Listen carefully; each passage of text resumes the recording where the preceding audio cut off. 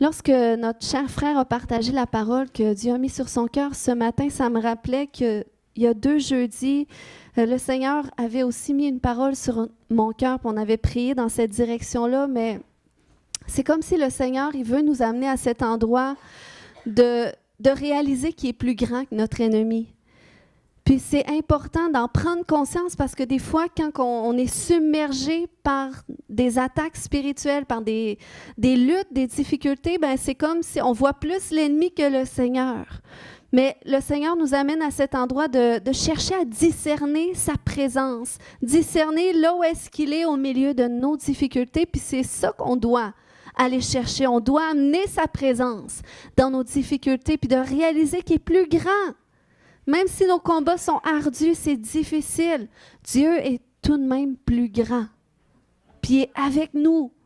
Puis justement, il met l'ennemi sous nos pieds. Il nous met en position de domination, d'autorité sur notre ennemi en son nom. Donc, on doit en prendre conscience. Amen?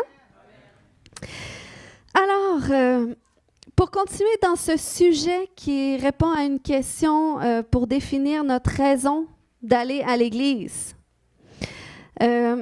Aujourd'hui, je vais aborder une autre perspective de l'importance d'être réunis ensemble. Dis avec moi, ensemble. Donc, on a parlé ici de notre objectif de base qui est de former des disciples.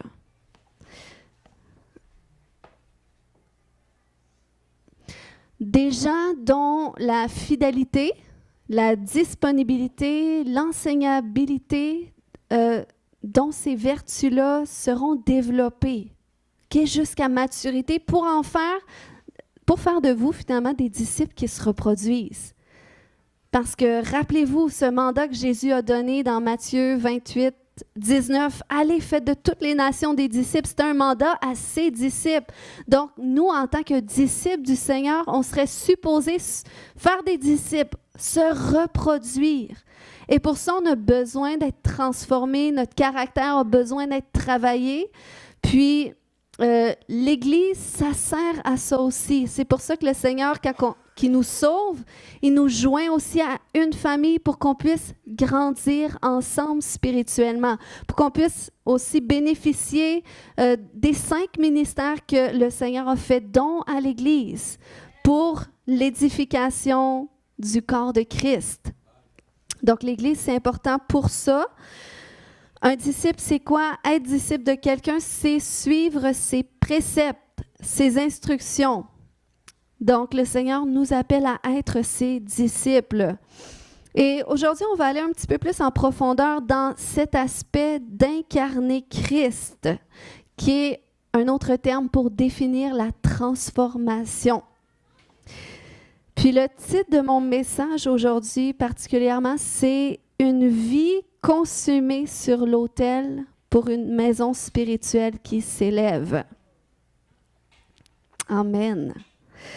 Donc, aujourd'hui, je vais prendre exemple sur l'histoire de Esdras et de Néhémie. Qui a déjà lu ces histoires dans la Bible? Je vous invite à les lire, c'est des bonnes histoires. Donc, l'histoire d'Esdras, c'est 2 livres qui se suivent. En fait, ça va marquer le retour du peuple d'Israël de l'exil, puis comment Dieu les a conduits à rebâtir le temple de Dieu, le temple de Salomon qui avait été détruit. Dieu les a conduits à rebâtir ce temple-là en commençant par l'autel d'adoration qui avait été détruit. Ensuite, l'histoire de Néhémie va s'enchaîner pour lorsque c'était venu le temps d'amorcer la reconstruction des murailles de Jérusalem qui étaient elles aussi détruites. Puis, ce qui est intéressant, c'est que ces histoires vont figurer notre appel à nous aujourd'hui à reconstruire l'autel, le temple et la cité de Dieu. OK? Puis, à cette époque, il faut comprendre que c'était la volonté de Dieu que ça se produise, puis c'est venu suite à un décret. OK? Dieu va exprimer sa volonté. Donc, il y a un décret du roi qui est venu comme de quoi que c'était venu le temps pour le peuple de retourner sur sa terre et de rebâtir le temple à l'Éternel. Donc, la volonté de Dieu, elle a été exprimée de la sorte Et elle a aussi été exprimée au travers un fardeau que les appelés du Seigneur ont reçu. Donc, il y a des gens, il y a des prophètes de cette époque-là, des prêtres qui ont eu un fardeau pour rebâtir le temple du Seigneur, pour rebâtir l'autel du Seigneur. Puis après ça, Néhémie, c'est lui qui est venu pour entamer cette reconstruction des murailles. Eh bien, lui aussi, il y a eu un fardeau du Seigneur. Ça va nous dire dans Néhémie 1:4, lorsque j'entendis ces choses, que les murailles étaient détruites, je m'assis, je pleurai et je fus plusieurs jours dans la désolation. Je jeûnais, je priais devant le Dieu des cieux. Donc, lorsque tu as un fardeau pour quelque chose et que c'est imminent, OK, que quelque chose qui doit se produire par rapport à une situation, puis tu le portes à l'intérieur de toi, même si tu voudrais l'éteindre, tu n'es pas capable parce que c'est un fardeau qui vient de Dieu et c'est le temps pour qu'il y ait des choses qui se mettent en place. Amen. Puis, je crois que de plus en plus, nous, en tant qu'Église, on va être agités de l'intérieur. Y a-t-il des gens déjà qui peuvent comprendre qu'est-ce que je dis? Est-ce qu'il y a des gens qui ont déjà ressenti ça?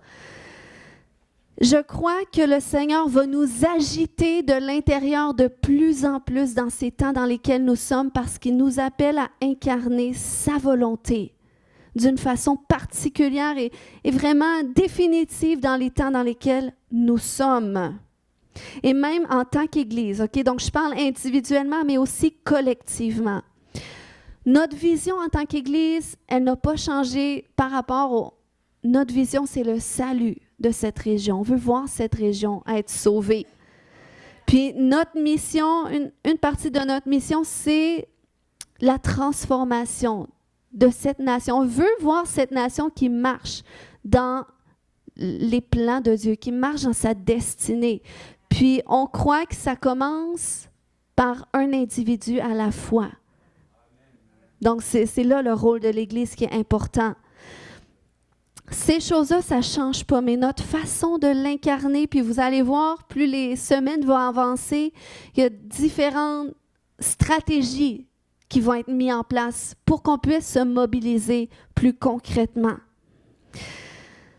Mais pour ça, OK, le Seigneur nous appelle à faire de l'espace, puis je vais partager une parole que j'ai partagée en début d'année qui venait du Seigneur.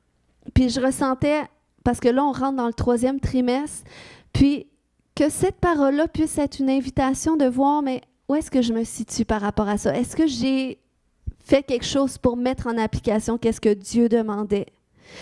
Donc, le Seigneur avait dit, début 2025, vous avez été fidèles dans les petites choses.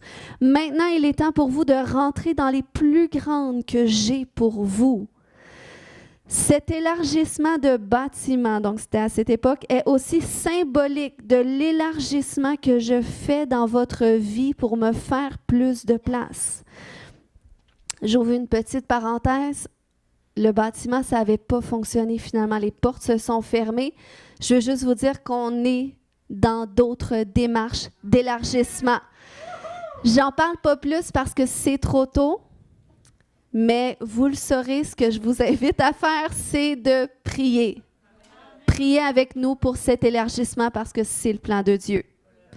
Donc, il dit, cet élargissement de bâtiment est aussi symbolique de l'élargissement que je fais dans votre vie pour me faire plus de place à ma volonté, à ce que je valorise, pour que vous puissiez rentrer dans les plus grandes choses que j'ai pour chacun de vous. Vous êtes mes enfants et tel que je compte tous vos cheveux, chaque détail de votre vie est passé en revue.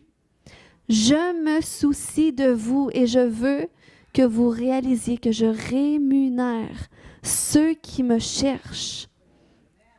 Il a dit, beaucoup ne me cherchent pas par crainte d'y perdre quelque chose à laquelle ils y attachent de la valeur, mais ce qu'ils ne réalisent pas, c'est que le prix qu'une personne paie pour me chercher et faire ma volonté, je lui rémunère non pas comme le monde le fait.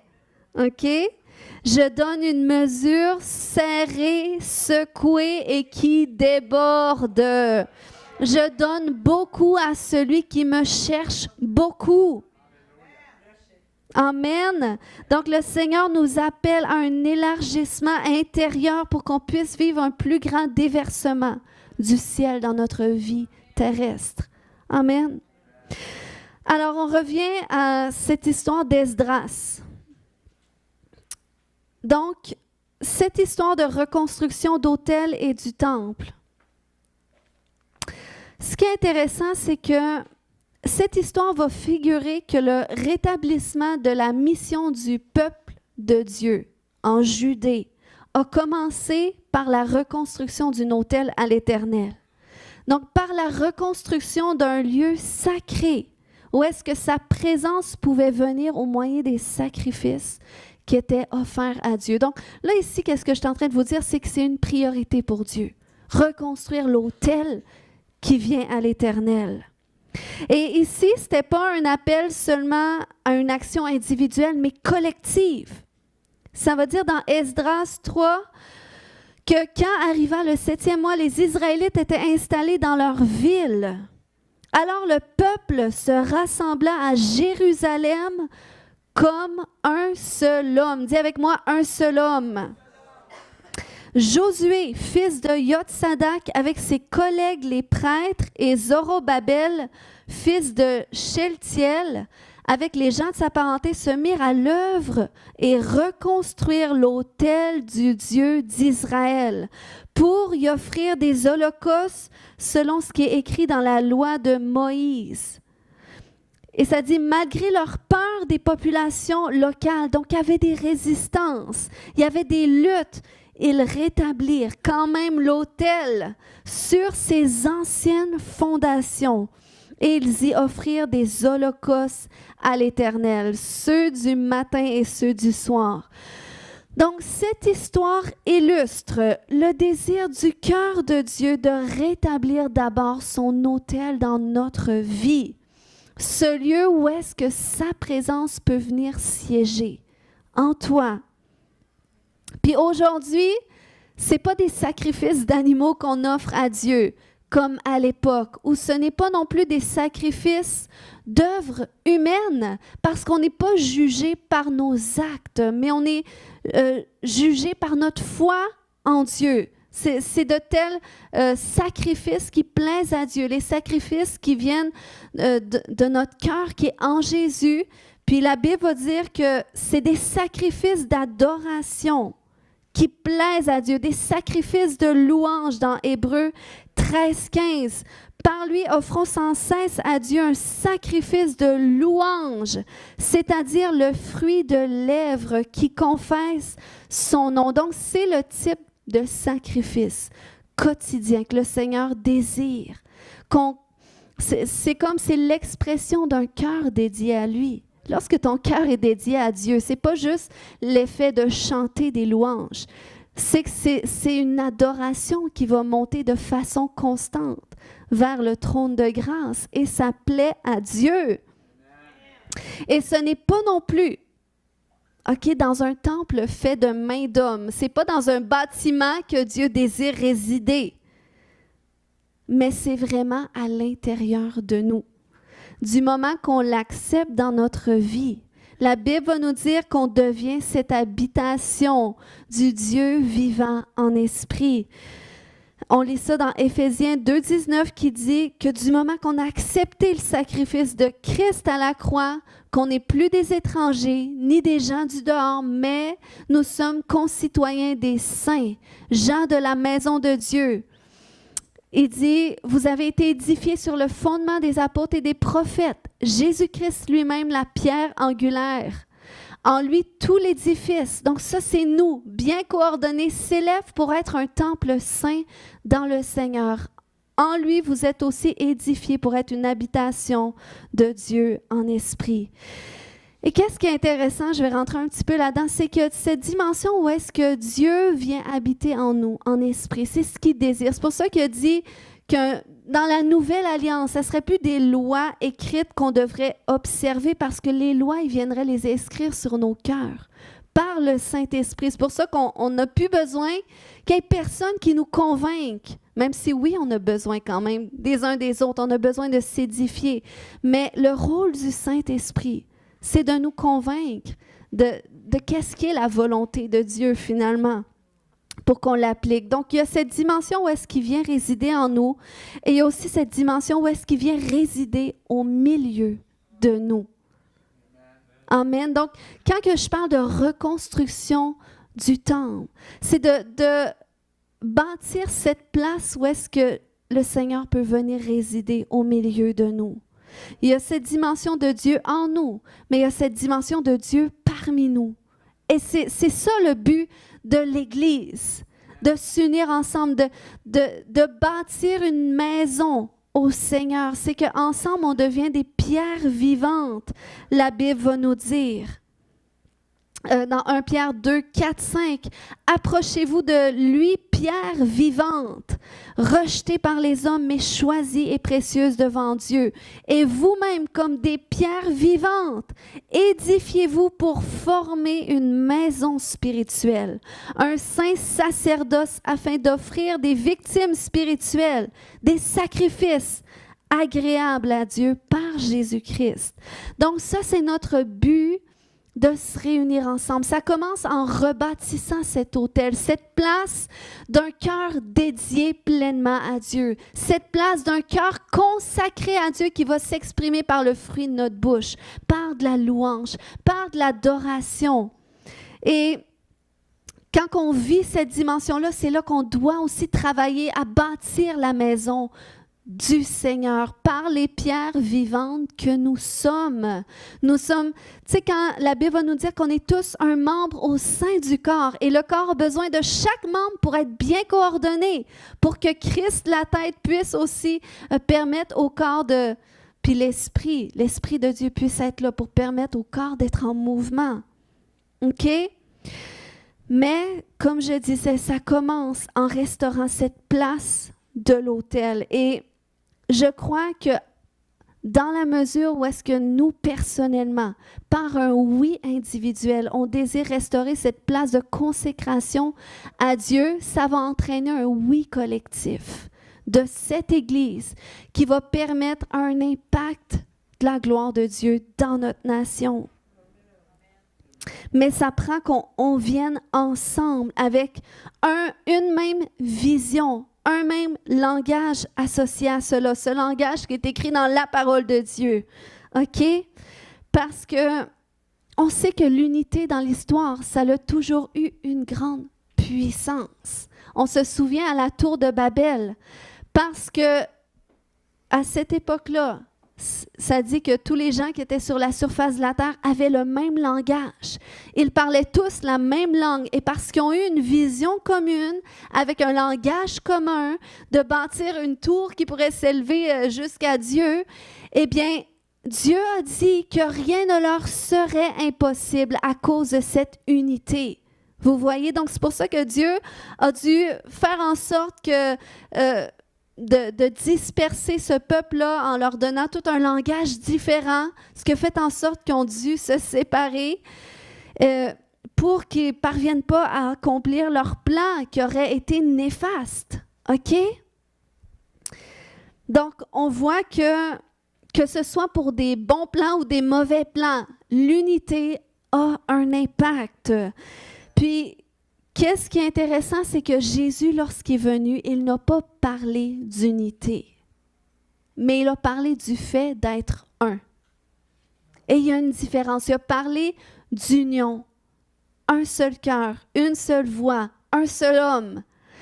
Puis il a prié le Père, il a dit, je leur ai donné la gloire que tu m'as donnée dans Jean 17, 22, 23, afin qu'ils soient un comme nous sommes un. Moi en eux et toi en moi, afin qu'ils soient parfaitement un et que le monde connaisse que tu m'as envoyé. Donc, vous voyez, l'union comme telle, c'est un témoignage pour le monde, pour qu'ils sachent que Christ est venu. Il dit, afin que le monde connaisse que tu m'as envoyé et que tu les as aimés, comme tu m'as aimé. Puis, l'accomplissement de cette prière que Jésus a faite, ça a été possible à partir du jour de la Pentecôte. Parce que dans Actes 4:32, ça va nous dire que la multitude de ceux qui avaient cru n'était qu'un cœur et qu'une âme. Vous voyez? Puis on se souvient, quand tu lis le livre des Actes, tu vois comment Dieu agit d'une façon glorieuse, comment les âmes se convertissent, comment est-ce que des églises qui ont été fondées un peu partout à cause de ça, à cause de l'Esprit de Dieu qui faisait en sorte qu'il n'était qu'un cœur et qu'une âme. Et regardez, nul ne disait que ces biens lui appartinssent en propre, mais tout était en commun entre eux. Puis dans la suite de ce passage, on va voir que c'est tous leurs biens qu'ils ont mis en commun. Inquiétez-vous pas, ce n'est pas une future stratégie là, que j'annonce. On vend toutes nos maisons. Non, non. Mais je crois que ça figure quelque chose d'intéressant pour nous ici. Le fait qu'ils ont décidé de mettre tout en commun. Je crois que le Seigneur nous appelle à mettre tout en commun d'une façon figurative, nos visions en commun, nos agendas en commun, nos rêves en commun, nos dons en commun, nos talents, d'amener ça ensemble pour former la maison spirituelle que le Seigneur désire, pour que sa présence puisse venir au milieu de nous et impacter notre nation. Amen. Donc, je crois que notre façon, ça va être la façon que le Seigneur va nous appeler à incarner cette vie consumée sur l'autel pour une maison spirituelle qui s'élève. Si on arrive à cet endroit où est-ce qu'on est prêt à, tu sais, quand la Bible va nous dire de se donner comme un sacrifice vivant à Dieu, ce qui est de sa part un culte qui est raisonnable, qui est favorable. Donc, dans cette mesure où est-ce qu'on est prêt à se donner pleinement à Dieu, puis dans la maison où est-ce que Dieu nous plante, où est-ce que nous donnons qui nous sommes. Seigneur, moi je suis cette pierre que tu places dans ce temple, puis je ne suis pas une pierre qui est morte, mais je suis une pierre qui est vivante, parce que je suis habitée par ton esprit. Puis Seigneur, tu me places dans ce temple-là, eh bien toi en tant que maître d'œuvre, place-moi là où est-ce que tu veux. Parce que même la Bible va nous dire que Dieu lui-même, c'est lui qui coordonne les parties du corps comme il le veut. Mais ça prend un oui, ça prend un désir, ça prend un engagement, ça prend d'être prêt à dire, Seigneur, ma vie, je te la donne complètement. Ma vie, je la mets sur l'autel. Donc, je mets mes agendas, mes désirs, mes ambitions de côté pour dire, toi, Seigneur, qu'est-ce que toi tu veux? Je me souviens, j'avais 20 ans quand j'ai rencontré le Seigneur.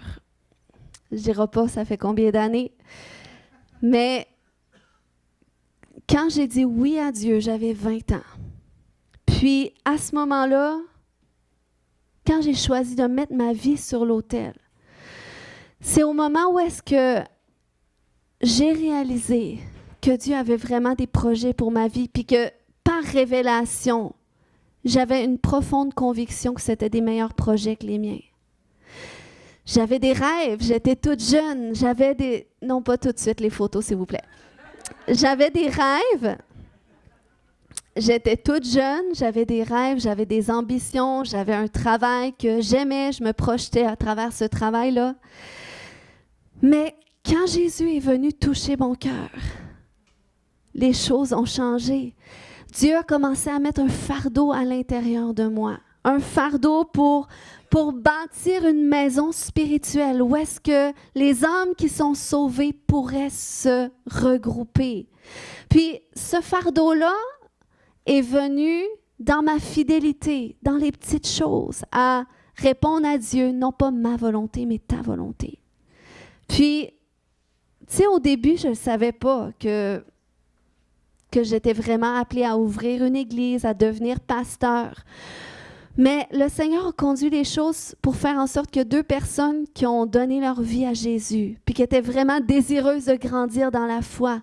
Puis mon fardeau, c'était que ces âmes grandissent spirituellement. Donc, ce que je faisais, c'est que je donnais ma vie pour que ces âmes-là puissent grandir spirituellement. J'allais les visiter toutes les semaines. J'étais jeune dans la foi, j'avais même pas 1 an dans le Seigneur, mais je lisais la Bible avec elle, je priais avec elle, puis mon désir, mon fardeau, c'était Seigneur, il faut que ces 2 âmes grandissent spirituellement. Et c'est ça, quand tu es une pierre entre les mains de Dieu, cette pierre vivante, tu te laisses former entre ses mains, puis tu te laisses positionner. Tu ne te questionnes plus, est-ce que je le veux, est-ce que je ne veux pas, est-ce que ça me tente, est-ce que ça ne me tente pas. Ce n'est pas une question que tu poses quand tu choisis d'obéir. Quand tu dis oui à Dieu, tu vas te laisser positionner là où est-ce qu'il y a un besoin et que le Seigneur a mis en toi, qu'est-ce qu'il faut pour y répondre. Et moi, je ne savais pas que j'avais ce qu'il fallait en moi pour y répondre. Mais il y avait ce feu-là qui était plus fort que moi. Il y avait ce fardeau-là. Puis, parce que j'avais choisi d'être cette pierre vivante, j'avais répondu à l'appel. Eh bien, à cette même époque, il y a ma mère aussi qui a choisi de répondre à l'appel. Et parce qu'elle a choisi de répondre à l'appel, le Seigneur a ouvert ses yeux et elle a dit, ma fille va être pasteur. Elle dit, je dois lui faire un bureau dans la maison parce que j'habitais chez elle à l'époque. Elle dit, je vais lui faire un bureau, comme ça, quand il y a des gens qui vont aller la rencontrer. Mais c'était prophétique parce qu'il n'y avait rien qui faisait du sens comme tel à l'époque. Mais elle avait fait ça pour s'amuser, mais c'était de façon prophétique. Elle a dit, écoute, je vois qu'il y a un appel, je vois qu'il y a un mouvement du Seigneur et moi aussi, je vais être cette pierre vivante qui va se positionner pour que ma fille rentre dans son appel. Et c'est comme ça que même mon appel est devenu son appel à elle aussi. Parce que c'est ce que ça fait lorsque tu te positionnes comme une pierre vivante, là où est-ce qu'il y a un mouvement du Seigneur, eh bien, tu vas recevoir toi aussi la révélation de ton appel, qui va venir avec des fardeaux aussi. Et à cette époque-là, tout ce que ma mère faisait, c'était se positionner près de moi, croire en moi, déverser sur ma vie, même si elle était même plus jeune, j'étais même sa mère spirituelle, mais elle, en tant que mère naturelle, elle bâtissait aussi ma vision, mon appel. Oui, tu vois, Dieu a mis ça en toi, puis le Seigneur est en train de faire quelque chose, mais c'était encore informe. C'était pas tout à fait clair, mais on continuait d'obéir.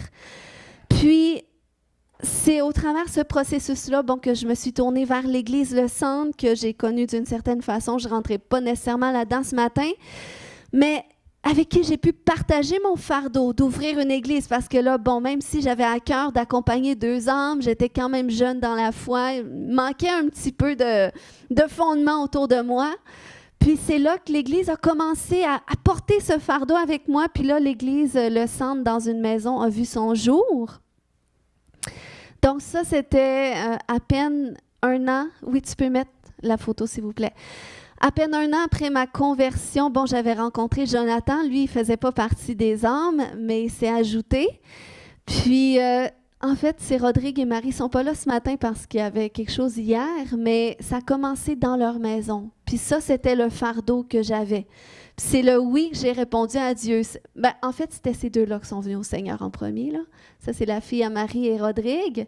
Puis je priais avec ces dames-là. Rodrigue était à côté. Lui, il ne voulait rien savoir. C'était vraiment des pieux religieux, très catholiques. Mais ils voyaient quand même le changement, la foi de Marie, de leur fille, que lui aussi, à un moment donné, il s'est joint. Il a dit, écoute, je vais commencer à être là aussi. Puis on priait avec lui, puis plus tard, Jonathan s'est joint aussi. C'est une autre histoire, mais c'est la famille à Jonathan, en fait. Puis, après ça, le fardeau a continué de grandir parce que là, il y a des gens qui ont continué de s'ajouter. C'est là qu'un an après, reste là, s'il te plaît. C'est là qu'un an après, environ 2 ans après ma conversion, on a loué un local pour se réunir. Vous voyez, il n'y avait pas beaucoup de gens, mais c'était encore une fois un oui à Dieu, une obéissance. On ne regarde pas à tout ce qu'il y a autour, mais on fait confiance à Dieu, on porte ce fardeau-là. Puis, ma mère, c'est là qu'elle a commencé à venir parce que on ne vient pas d'une culture où est-ce qu'on était habitué d'aller à l'église les dimanches, de se réunir ensemble et tout ça, et c'était inconfortable pour elle. Mais à un moment donné, tu peux mettre l'autre photo, elle a dit, écoute, il y a un mouvement du Seigneur, je dis oui. Je dis oui, je reconnais, je suis une pierre vivante. Elle a dit, Marlène était là, Martin devait prendre la photo, devait être sur la caméra. Elle a dit à Martin, c'est fini la Formule 1 les dimanches. Tu viens à l'église. T'es une pierre vivante. Et c'est comme ça qu'ils ont commencé à aller chercher ma sœur aussi, qui n'était pas sur la photo. Mais elle a commencé aussi à venir à l'église. Puis c'était un non négociable. Il y a un mouvement du Seigneur. Il y a un appel de Dieu ici. On a besoin de toi. Tu es aussi une pierre. Peu importe quel état que tu auras le dimanche matin, que tu aies dormi ou non, peu importe que ça te tente ou non, tu es à l'église. Puis à cette époque-là, il y avait le ministère de covoiturage. Il allait, partait de Métabeth, il allait à Alma, il faisait le tour.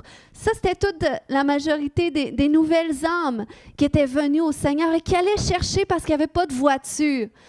Est-ce que ça leur tentait le dimanche matin d'aller à Alma puis d'y retourner après? C'est pas une question que tu poses quand tu dis oui. OK? Quand tu dis oui à Dieu, que tu obéis, c'est que tu es fidèle au poste. S'il y a un besoin, tu as la capacité d'y répondre, tu y vas.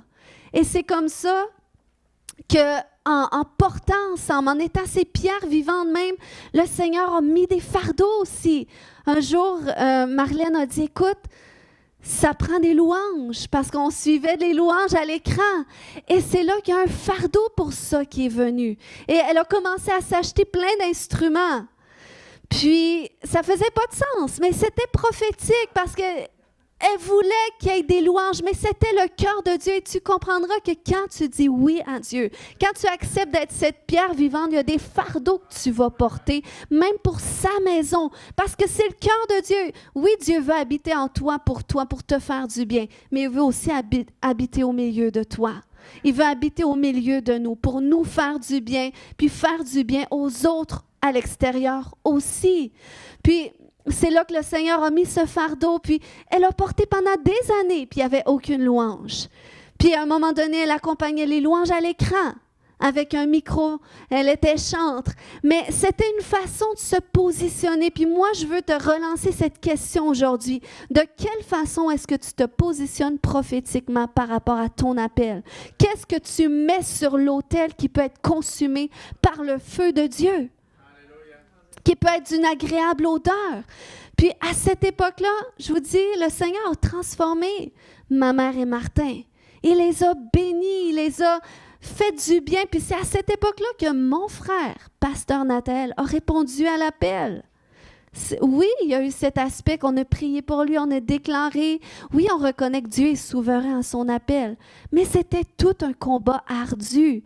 Mais parce que eux, le Seigneur, il voit tes besoins. Il voit tes besoins. Mais quand tu réalises que, écoute, Seigneur, dans ta parole, tu dis que si je te fais de toi mes délices, tu vas me donner ce que mon cœur désire. Et là, Seigneur, il y a un mouvement, il y a un appel que tu as, un appel collectif. Je choisis d'être là, d'y répondre, de mettre tout sur l'autel. Son feu consume. Et c'est là que sa bénédiction peut venir en retour aussi parce que tu es là à cause de ton oui. Et c'est ce que Dieu veut faire. Il veut bâtir une maison spirituelle qui s'édifie, qui s'élargit et qui a un témoignage pour les gens autour. Dieu est vivant. Amen. Puis, bâtir une église, c'est pas juste une affaire traditionnelle ou religieuse, mais c'est vraiment une mission. Une mission où est-ce que Dieu peut venir se manifester au milieu de nous pour le salut. Amen. Puis, c'est comme ça aussi même, vous savez, les parents à Martin ont accepté le Seigneur avant de mourir. Ça, c'est une autre bénédiction. Les enfants de Martin sont venus à l'église.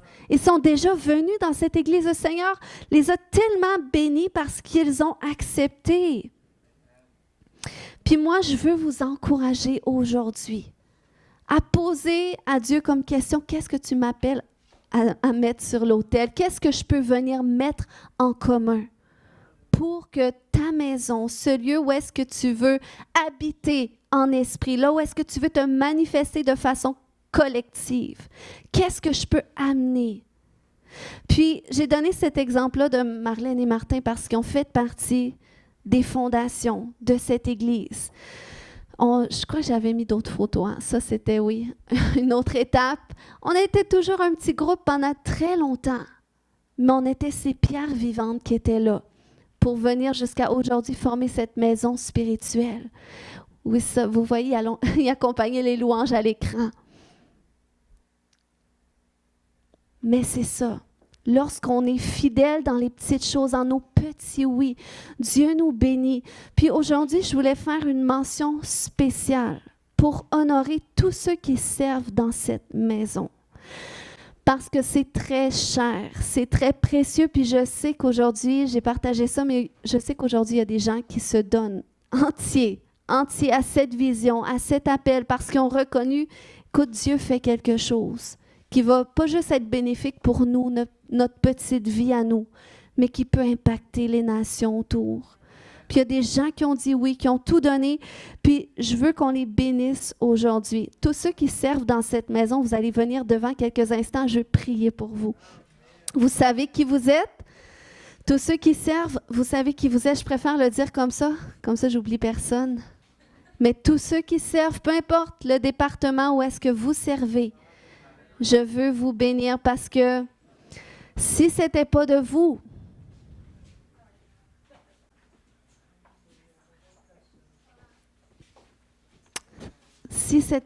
les gens peuvent vous regarder parce que je veux qu'ils voient, vous êtes ces belles pierres qui forment le temple du Seigneur. Puis c'est grâce à votre oui qu'on va continuer de s'élargir, qu'on va continuer de s'édifier. Amen. Amen. Donc, vous voyez, ça, c'est la maison de Dieu. C'est la maison de Dieu, puis je veux vous dire merci. Marilyn, on ne la voit pas beaucoup, mais est une pierre qui est vraiment ancrée au niveau de l'éducation chrétienne. Puis, est-ce que c'est parce qu'elle voulait? On a vu, ce n'est pas une question qu'on se demande. Quand on choisit de dire oui, quand on choisit d'être disponible et de se donner pour que la maison de Dieu puisse s'édifier, se bâtir. Alors, je veux vous remercier pour tout ce que vous faites. Ça, c'est la doyenne. C'est celle qui a prié depuis le début pour tout ça. Si ce n'était pas d'elle, peut-être qu'on ne serait pas ici. Mais je veux vous remercier vraiment sincèrement pour votre oui, pour être toujours là, toujours fidèle. Oui, Martin en fait partie. J'ai demandé de rester. Vous voyez, il a dû dire oui encore une fois. Mais j'aimerais qu'on étende les mains vers eux aujourd'hui, puis qu'on les bénisse parce que je crois qu'à cause de votre oui, le Seigneur veut augmenter. Il veut augmenter ses grâces, ses bénédictions, puis c'est aussi les sacrifices que vous faites, les sacrifices tous les lundis soirs à l'intercession. Peu importe tout ce que vous faites, c'est grand. La louange, les pratiques, les dimanches, arriver tôt. Tout ce que vous faites, c'est précieux. Fait que Seigneur, je veux te remercier pour la vie de tous ceux qui servent dans cette maison. Et Seigneur, on sait que c'est un commencement parce que je crois que tous les gens vont s'avancer la prochaine fois qu'on va faire cet appel. Mais Seigneur, on veut les bénir aujourd'hui pour leur vie, pour leur oui, Seigneur. Puis, si le Seigneur ce matin vous a appelé là, c'est parce que il a accepté le sacrifice que vous avez fait. C'est parce que c'est un sacrifice qui lui plaît. Puis Dieu va répondre par sa bénédiction. Puis Père, j'appelle ta bénédiction sur chacune de leurs vies, qu'elle se manifeste d'une façon grandiose. Seigneur, j'appelle une augmentation de tes bénédictions, de tes grâces, de tes faveurs dans leur vie. Afin, Seigneur Dieu, qu'il soit un plus grand témoignage de toi pour ta gloire. Dans le nom de Jésus, recevez-le par la foi parce que je sentais que c'était vraiment Dieu ce matin qui voulait vous dire merci. On peut les applaudir.